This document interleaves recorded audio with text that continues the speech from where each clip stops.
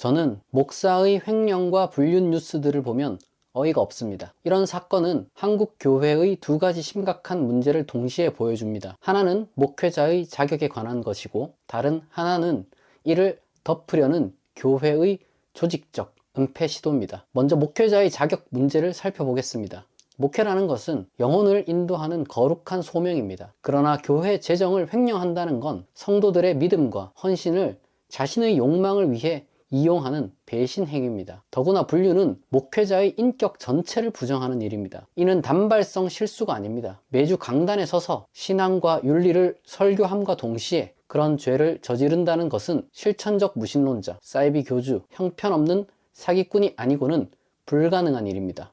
목회자의 자격 문제는 성경에서도 분명히 다루고 있습니다. 디모데전서 3장 2에서 3절은 목회자가 책망받을 것이 없으며 절제하며 신중하며 단정하며 나그네를 대접하며 가르치기를 잘하며 술을 즐기지 아니하며 구타하지 아니하며 오직 관용하며 다투지 아니하며 돈을 사랑하지 아니하는 자여야 한다고 명시합니다. 이건 이상적인 기준이 아니라 교회를 이끄는 자들에게 요구되는 최소한의 도덕적, 영적 자질입니다. 일반 사회에서도 저 정도 리더십을 갖추지 못하면 수군될 겁니다. 혹자는 회개하면 된다며 면죄부를 줍니다. 그러나 죄 용서와 직분은 별개 사안입니다. 회개한 도둑에게 금고 열쇠를 다시 맡기지 않는 것처럼 횡령과 불륜을 저지른 이에게 다시 강단을 맡길 수 없습니다. 이는 단지 그들의 죄를 용서하지 않겠다는 뜻이 아닙니다. 오히려 그들에게 적합한 자리에서 봉사하고 그들의 죄로 인해 상처받은 성도들을 보호해야 한다는 것입니다. 그것이 교회가 할 일입니다. 그러나 문제는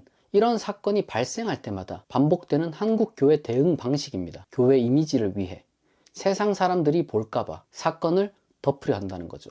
사이비 종교 집단이나 그러한 은폐를 시도하는 겁니다. 그리고 이러한 은폐 시도는 세 가지 치명적 결과를 낳습니다. 첫째로 피해자들을 2번 죽입니다. 은폐는 교회 재정을 횡령당한 다른 성도들, 목회자의 성적 비행으로 고통받은 이들의 상처를 더 깊게 만듭니다. 교회를 위해 참으라는 말로 피해자들의 입을 막는 것은 또 다른 폭력입니다. 교회는 피해자들의 고통을 직시하고 그들이 치유받을 수 있도록 적극적으로 돕는 역할을 해야 합니다. 그리고 둘째로 추가 범죄를 부추깁니다. 어차피 교회가 덮어줄 것이라는 아니란 생각으로 사람들이 더 큰 범죄를 저지르게 됩니다. 실제로 많은 비리 목회자들이 이런 교회 문화를 악용해서 한 교회에서 문제를 일으키고 다른 교회로 옮겨가는 일을 반복하기도 해왔습니다. 교회는 목회자의 자격 검증 시스템을 강화하고 재범 방지를 위한 독립적인 감시 기구라도 마련해야 할 텐데 그러기는커녕 오히려 느슨한 대응을 함으로써 그들의 범죄 문화가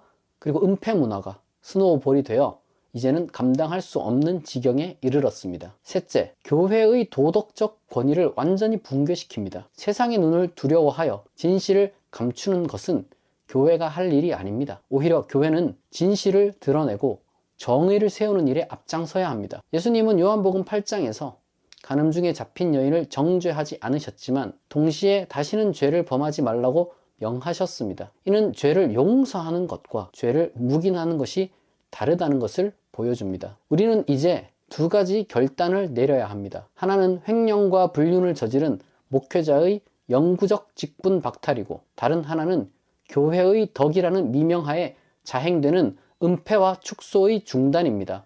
이를 실행하기 위해 교단 차원에서 목회자 윤리 기준을 강화하고 독립적 감시 기구를 통해 사건을 투명하게 처리해야 합니다. 또한 피해자 회복을 최우선으로 하는 치유 프로그램을 마련해야만 합니다. 이것이 한국교회가 다시 신뢰를 회복하고 예수 그리스도의 몸으로서 거룩함을 회복할 수 있는 유일한 길입니다.